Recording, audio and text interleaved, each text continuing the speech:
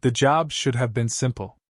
A human woman, isolated in a remote Terran colony, barely guarded and seemingly unimportant. Captain Rylan had done far more dangerous work before, hijacking heavily armed convoys, smuggling weapons past galactic patrols, and taking on mercenary jobs that would make most people's skin crawl. This was nothing in comparison.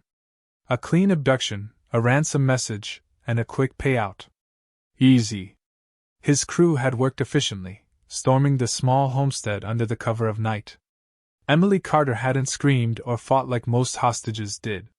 She had simply looked at them, blinked, and let herself be led onto the ship without so much as a protest. Even when they bound her hands and sat her down in the cargo hold, she didn't seem frightened. She only glanced around, sighed, and muttered, "Well, this is inconvenient." That was the first moment Rylan felt something was off. Most captives either begged, screamed, or threatened legal retaliation. Emily did none of the above. She barely even seemed interested. She made no attempts to ask what they wanted, who they were, or how she could buy her way out. Instead, she had the audacity to ask, "Do you guys have coffee on this thing? Because if I'm going to be here for a while, I'd at least like a cup." The crew, caught off guard, exchanged glances. Jonah, their technician, hesitated before muttering, "We have synth brew?" He wasn't sure why he answered. Emily wrinkled her nose. "That's not coffee." She shifted in her restraints, clearly unimpressed. "You really should upgrade your supplies." Rylan scowled. He wasn't about to let some human woman dictate how this job was going to go. "You'll be out of here soon enough," he snapped. "Just sit tight." She leaned back against the metal wall, looking oddly comfortable. "Oh, I will," she said. "But you won't like it." The crew ignored her. Or at least they tried to.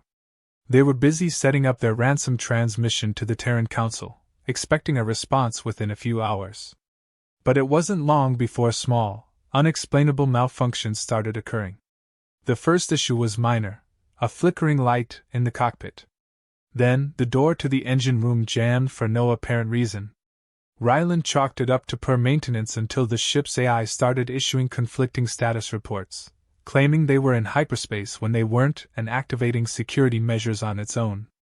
Jonah, who prided himself on knowing the ship's systems better than anyone, was growing uneasy. "Something's not right," he muttered as he tried to recalibrate the sensors. "Fix it," Rylan ordered. "I'm trying," Jonah snapped, tapping aggressively at the controls. "It's like the ship doesn't know what's real." Meanwhile, Emily sat calmly in the cargo hold, humming softly to herself. When they finally secured the ransom message and prepared to transmit it, Emily spoke again, her voice casual but carrying an edge of certainty. "You have about 12 hours before you regret this." "Badly." The crew ignored her. Hours passed, and the ship's malfunctions became worse. The lights flickered in rhythmic patterns, the kind that felt too intentional to be a simple glitch. Doors locked without warning, trapping crew members in various parts of the ship. The temperature in the engine room fluctuated wildly, forcing the engineer to evacuate before he was cooked alive. Jonah found himself increasingly unnerved. "What the hell is happening?"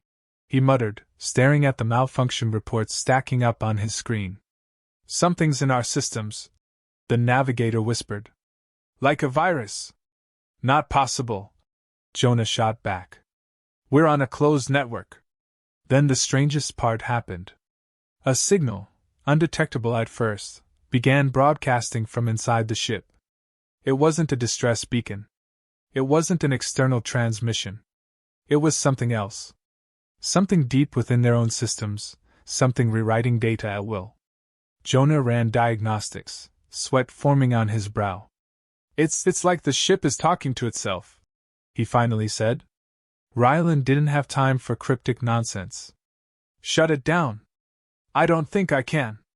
And that's when Jonah saw it, on the security feed, Emily sitting in the cargo bay, looking directly at the camera. No fear. No anger. Just a small, knowing smile. Rylan stormed into the cargo hold, fed up with whatever game she was playing. "What the hell are you doing?" he growled. Emily looked up from where she sat, as though she'd just been waiting for this moment. I warned you, she said simply. Rylan had dealt with difficult hostages before. He knew when someone was bluffing, trying to act tougher than they were. But Emily wasn't posturing. There was something in her eyes, a calmness that didn't belong to someone in her situation.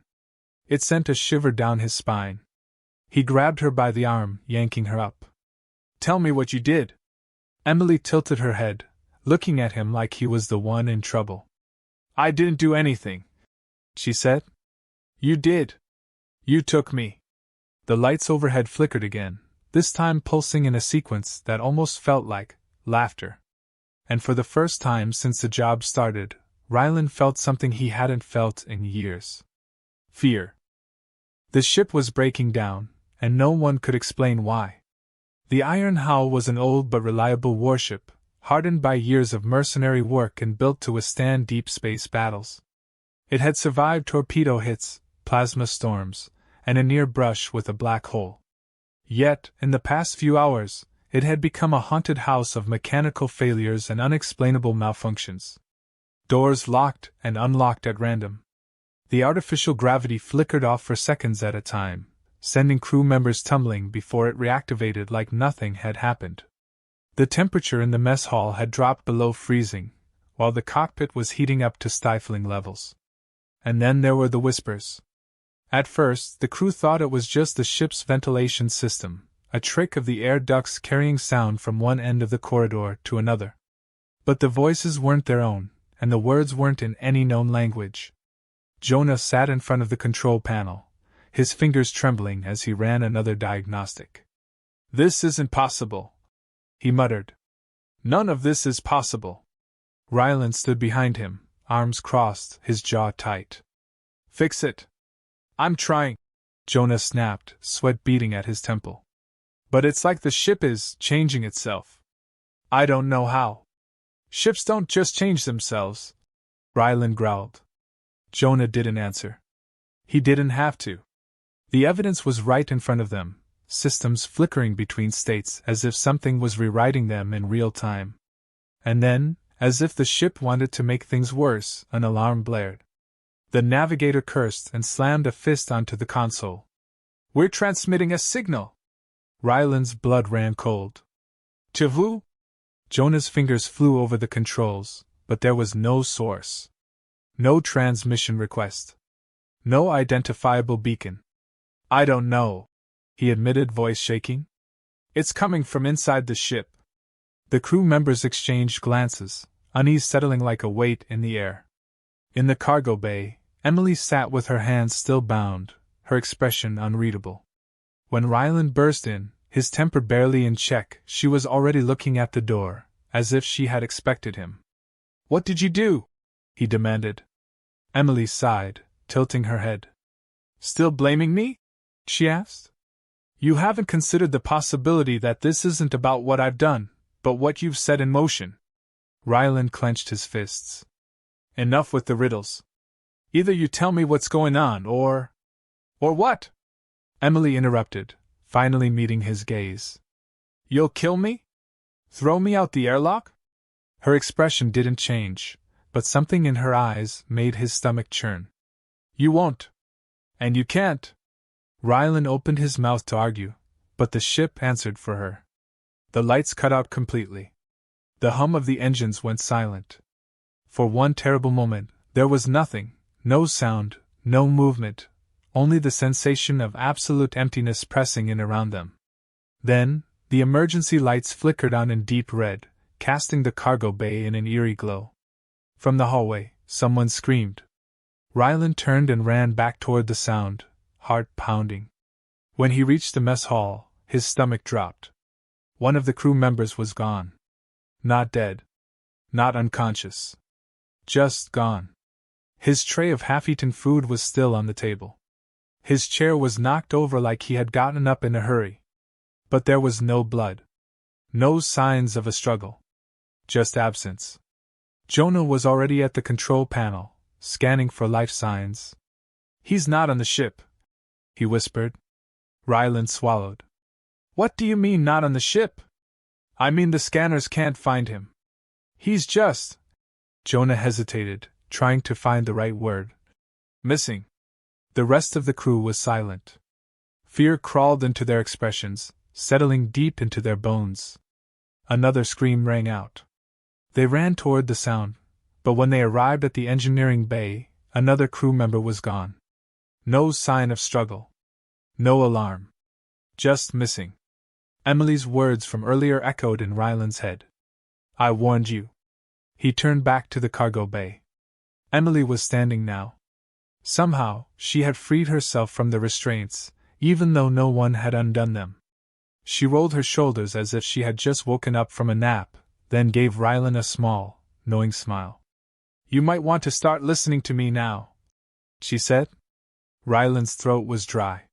He wanted to shout, to demand answers, to threaten her into explaining what was happening.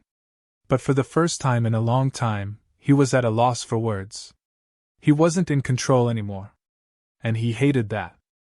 Jonah awoke to silence. Not the normal kind of silence that existed in deep space. The soft hum of the ship's engines, the distant whir of ventilation, the occasional beep of the navigation system. This was the kind of silence that pressed against the skin, that made every breath feel too loud, that felt unnatural. His heart pounded. He sat up too fast, hitting his head on the bunk above him. Wincing, he swung his legs over the side of the bed and listened. Nothing. That wasn't right. The iron hull had a crew of 14. At any given time, someone should be moving around, talking, working. Even if the ship was still malfunctioning, there should have been some sign of life. Jonah grabbed his jacket, hesitating before opening the door. His fingers hovered over the panel. Then he noticed something else. His breath was visible. The hallway beyond was cold. Freezing. A sharp contrast to the stifling heat in the cockpit just hours ago. He pressed the panel, and the door hissed open to reveal a dimly lit corridor, bathed in red emergency lighting. Something about it made his skin crawl. Jonah took a cautious step forward. His boots echoed too loudly against the metal floor. His gut told him to turn back, to stay in his room and wait this nightmare out. But he wasn't that kind of man. He needed to know what was happening. As he walked, he passed by rooms that should have been occupied but weren't. Crew quarters were open, untouched. The mess hall was empty, food trays still sitting where they'd been left. The engineering bay was silent. The ship was abandoned. But that wasn't possible. Jonah reached the security hub, hoping for answers. He brought up the camera feeds, his hands shaking as he scrolled through the screens. Every room was empty. Every single one. The crew had left. They hadn't abandoned ship. There were no lifeboats missing, no signs of forced entry or exit. It was as if they had simply stopped existing. Jonah's pulse thundered in his ears. Then movement. A single figure, on one of the feeds. Emily. She was standing in the middle of the cargo bay, looking directly into the camera, as if she knew Jonah was watching. She smiled. Jonah slammed the console off and stumbled backward, his breathing ragged. His mind raced. There was no way. No logical explanation. He had spent years working with mercenaries, pirates, and smugglers. He had seen things most people wouldn't believe. But this was something different. A presence. A force. Something beyond reason. And it was inside their ship. Jonah forced himself to move, rushing toward the bridge. He had to find Ryland. If there was anyone left, it had to be the captain. He found Ryland exactly where he expected, sitting in the command chair, gripping the armrests like he was trying to keep himself from falling apart. His eyes were locked on the view outside. Jonah followed his gaze. The stars were wrong. They weren't in hyperspace.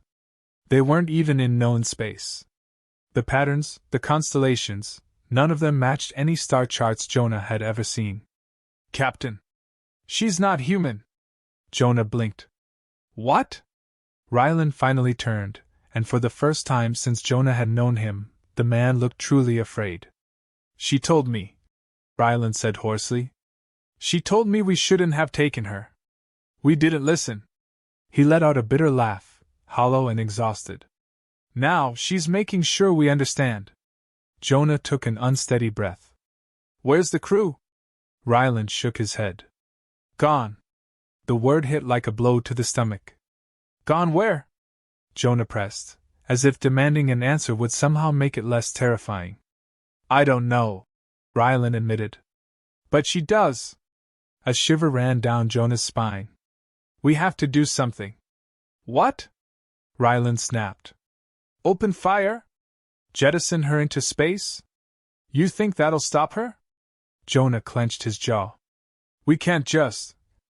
A voice interrupted them. You really should have listened. They turned as one. Emily stood in the doorway of the bridge. Her hair was slightly tousled, her expression serene, her stance relaxed. But there was something about her that made the air feel heavier. A presence that filled the room, though she barely moved.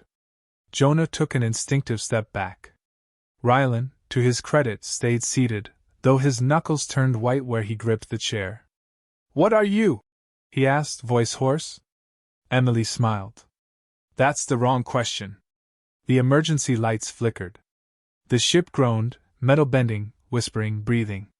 Jonah felt the shift in the air, the static crackling in his bones. The ship was no longer theirs. It hadn't been for a while. Emily stepped forward, slow and deliberate, as if savoring the moment. You took something you shouldn't have, she said softly. And now you're paying for it. Jonah swallowed. The crew. They're elsewhere, she said. They'll stay there. Ryland's voice was barely a whisper. And us? Emily tilted her head, considering. Then she smiled again, and it was somehow worse than if she had looked angry. That depends, she said. How smart are you willing to be? The lights went out again, and the iron hull shuddered as something changed. The ship trembled beneath their feet. The walls groaned like something alive, something old and restless, stretching against the constraints of metal and circuits. The dim red glow of emergency lighting flickered uncertainly, casting shifting shadows across the bridge. Jonah clutched the console, his breath shallow. He could hear his own heartbeat, loud and frantic. He wasn't sure if it was just panic, or if the ship itself was amplifying the sound, letting it bounce back at him, mocking his fear. Ryland remained in his chair, unmoving, staring at Emily as if sheer force of will could change anything. But his fingers gripped the armrests so tightly his knuckles had gone pale. Emily exhaled, slow and deliberate. You're thinking of attacking me, she said, her tone almost amused. A desperate last attempt. Hoping that maybe, if you throw everything you have at me, you can win. Jonah didn't answer. He didn't need to. He had been considering it, grabbing the nearest weapon, overriding the security lockdown, blowing the cargo bay doors open, whatever it took. But the more he looked at Emily, the more he realized how pointless that idea was. She wasn't scared. She wasn't worried. She wasn't even angry. She was waiting. What are you? Jonah finally whispered. Emily tilted her head, thoughtful, as if deciding how much to say. I was human once, she said. A long time ago. The ship groaned again. A deep, resonating sound, as if reacting to her words. Not anymore. Jonah felt something shift beneath his feet. It wasn't gravity, it was something else, something deeper. A sensation of wrongness, as if the ship wasn't entirely here anymore. We have to get out, he whispered. Ryland snapped his head toward him. There's nowhere to go. Escape pods? Jonah said quickly. We take one. Leave the ship. Get as far from her as possible. Ryland didn't answer at first. His jaw clenched. Then, slowly, he nodded. It wasn't much of a plan, but it was better than waiting for whatever came next. Emily sighed, almost disappointed. You're thinking too small, she said. But if that's the choice you want to make, go ahead. Jonah didn't wait for her to change her mind. He grabbed Ryland's arm, dragging him toward the exit. They sprinted down the corridor, feet pounding against the metal floor. The ship twisted around them, the corridors feeling longer, stretched, as if reality itself was bending to keep them from leaving. Jonah shoved those thoughts aside. He reached the escape pod bay and slammed his hand against the release panel. Nothing. No, no, no, he muttered, trying again. The screen flickered, then displayed 2 words in red: access denied. Jonah swore. She's locked them.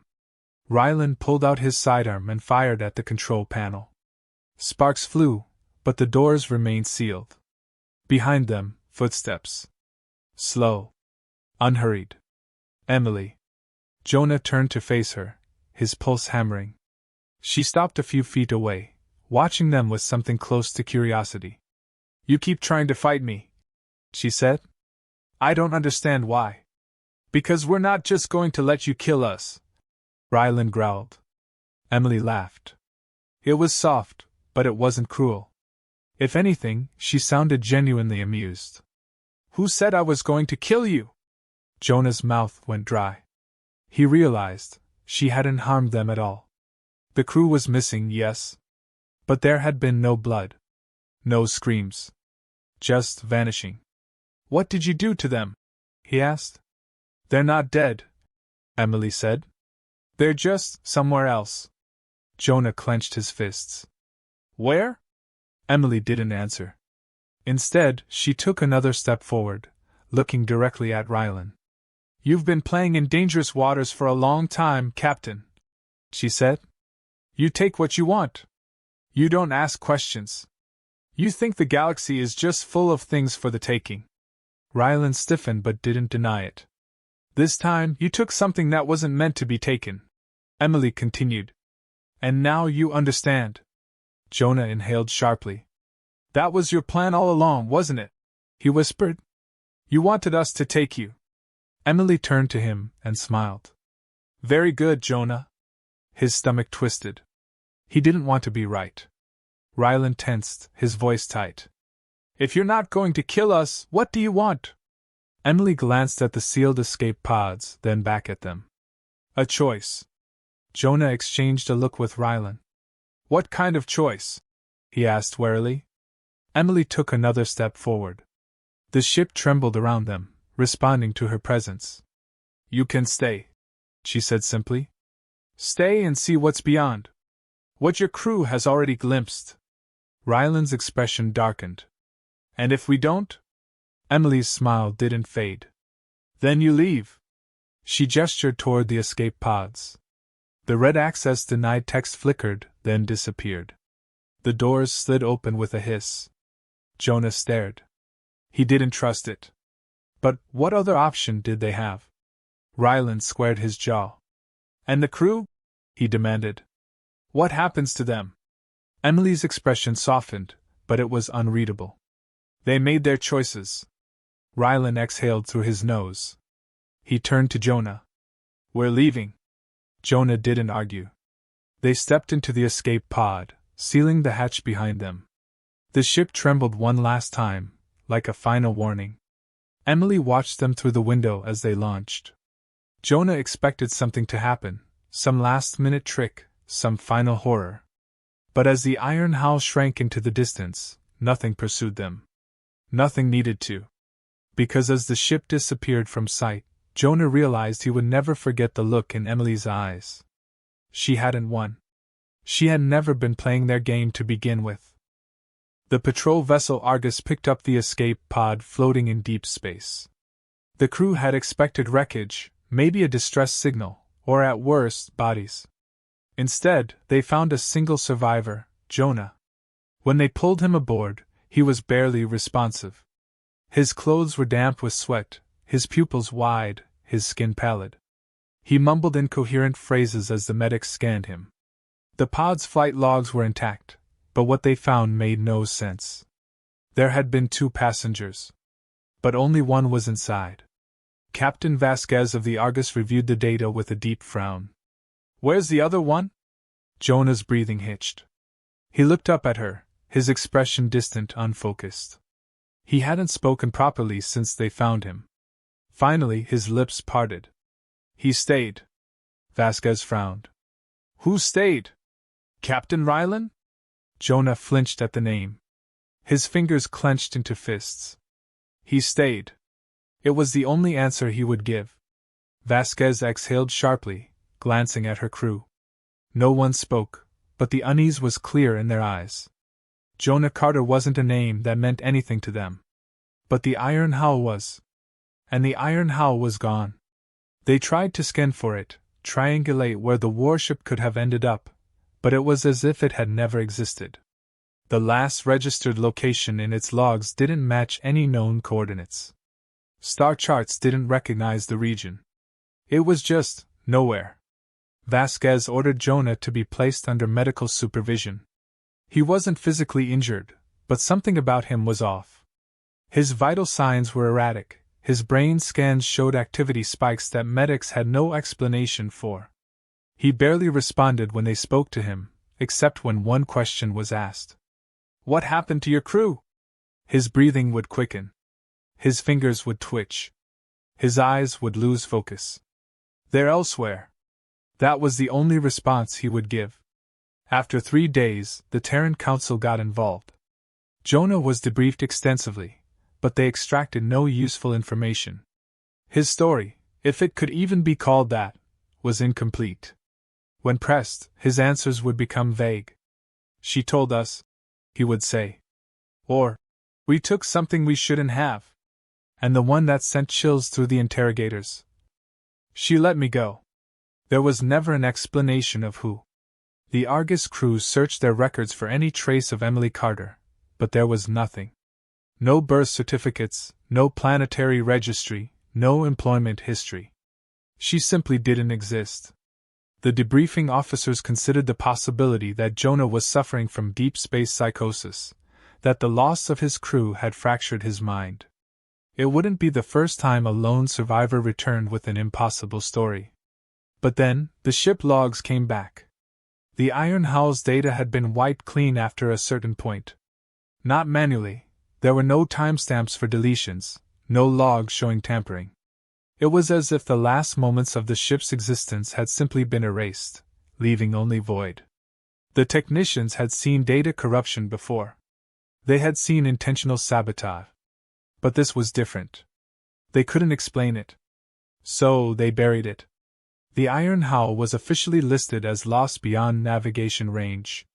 The details of the case were classified, locked away in reports that would never see the public eye. Jonah Carter was discharged from duty, deemed mentally unfit for service. He disappeared shortly afterward, refusing all financial support, all relocation offers. But the story of what happened aboard the Iron Howl didn't disappear with him. Rumors spread among mercenaries and smugglers, whispered in the shadowy corners of space stations, shared between wary captains before jobs that seemed too easy. Never take a human hostage unless you know exactly who they are. Because sometimes they're not human at all.